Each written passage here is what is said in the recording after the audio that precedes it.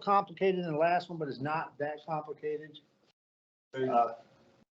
If you use your textbook, it's in the back of the appendix, the orange appendix in the back, A8. It's a big old chart, got a whole bunch of numbers on there. All right. So what we've talked about so far again is single payment loans, one shot, one deal, we're done. The fact that you have two types of years depending on what you're using. Installment loans, you figure out down payment and whatever's left, you finance to the bank. And then from that, that's going to freak me out. I have to fix that title somehow. And then from there, we're going to go using APR, which we're going to talk about today.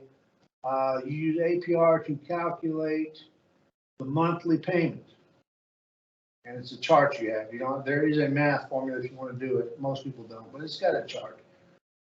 Using the monthly payment, take the monthly payment times the number of payments. That shows you how much you paid the bank back. After you figure that out, you subtract what total amount you paid the bank minus what you borrowed from the bank, and that's what the finance charge is. Yesterday we talked about as you're paying the bank back, what of your check, your payment goes to the bank for fees and interest, and what goes towards paying off the loan. And then after break yesterday, we talked about paying off the loan, final payment that you pay, and then from there, figuring out how much you saved by paying off the bank loan early. Today, this is several years ago, I actually used this as just a throwaway assignment. It's not hard, it's real simple. So I figure we'll use it. This is not something that's really, you're probably never used in the real world, I'll admit it. But this is more of a APR, which we had up on the board here a second ago. Annual percentage rate is a number that banks use to calculate how much your loan is going to cost, how much interest you will pay on your loan. It's kind of an index number to, if you're being offered two separate loans and one's got an APR of 12% and one's got an APR of 14% and everything else is the same, always go for the lower number because that's less interest. But again, you normally don't get involved in that. When you go get a loan, they'll tell you what it is, but you need to know what the APR is. It's just a good thing to know. So APR is a number you need to know. A lot of times they don't tell you what it is because they're trying to sneak it through. When I was your age and a little bit older than you guys, this is coming out of the Carter administration. Interest rates were really high, a lot higher than they are today. They're creeping up today, but they were a lot higher. So what this is we're showing a short, really short math formula, and there's a chance for a bonus if you'd like to try it. Actually, 2 bonus points if you'd like to try it.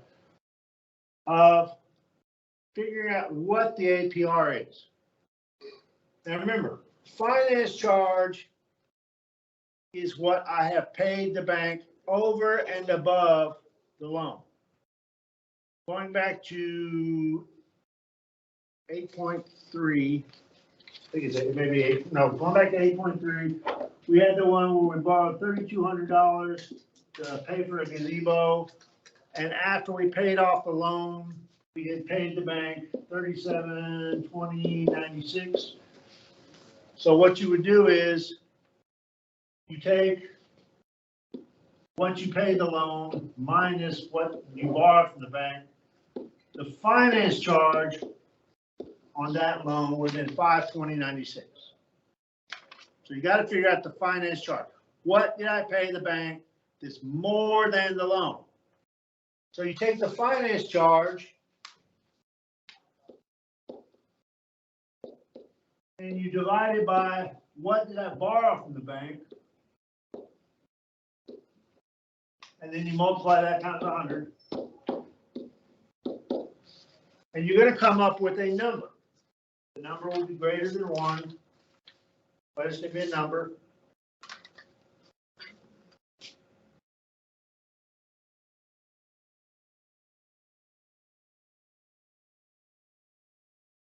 And I got 1628.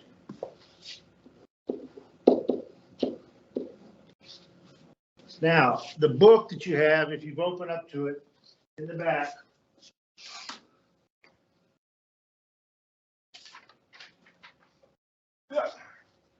on this chart in here, on the far left-hand side, you have a row of numbers, going top column of numbers. These are how many payments this loan has. Now, if I remember back to this question, that kind of stuff. If I remember back to this question, this was an 18-month loan. Okay, so what I'll do is I'll go down the left-hand side till I get to the number 18, and then I will go along that row till I come to this number. Now, if you look, this chart is a lot bigger than the one I handed you out. So you can go, the 18 is several places through here. So you just go to, you come the closest number to 16.28. So on 18, so 16.28, I've got it over here. Grab one of each of those and go grab a book. Okay, so I've got on 18, the closest number is the right-hand side, third set of numbers down. I've got a number that comes up to 1614. If I go to the next set of numbers down, I get to 1636. So that's about halfway between those two. So you can pick one or the other. But what you do is you find that row, in this case 1614, on the third set of numbers down on the right-hand side, and you go straight up to whatever the percentage rate is above that. And what's the percentage rate at, no, in that section, the one just a couple rows up, what's that number? 19, so that's the APR right there.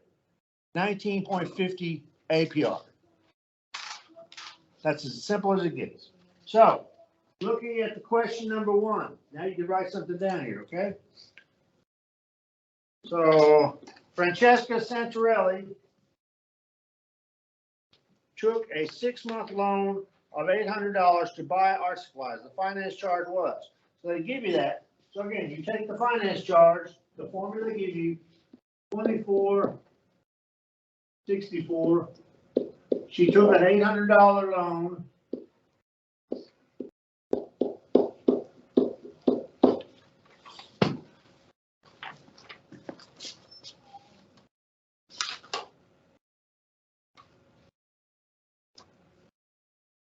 By 800 times 100.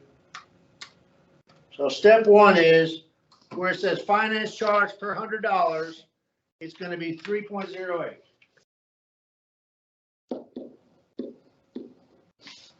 Now, using the chart that I handed you or the book, this is a 6-month loan. You're going to go down the left-hand side to 6, which is the top of each section, and you're going to go down until you find 3.08, which that's the bottom section on the left-hand side. Or that one right there is good too. If you do that, just go over on 6 till you get to 3.08, which is the third one over. Look straight above that. What is the percentage rate you have at the top of that column? 10.50. That's your answer for number 1. Okay. And that's how you do it every one of these. Find out the finance charge divided by what you borrowed from the bank times 100. Figure out how many monthly payments you make, and then use the chart to find the interest rate. Now, there is a nasty formula, and I've tried this, guys. This is like taking 2 pages of paper, and you can do it. It works. It's a lot of big numbers. It's a lot. And if you want to try it, I'm not going to help you. I will not help you with it because I've done it 24 times by myself. But if you want to try it, I'll give you bonus points. And there's one in the back too. If you want to ignore it, you're more than welcome to ignore it. But that formula takes into all possible combinations and gives you the APR.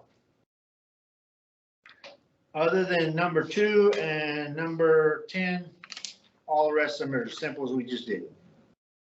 And that's all you got, okay? So if you got questions, ask away. Here, grab one of each. I got nothing else.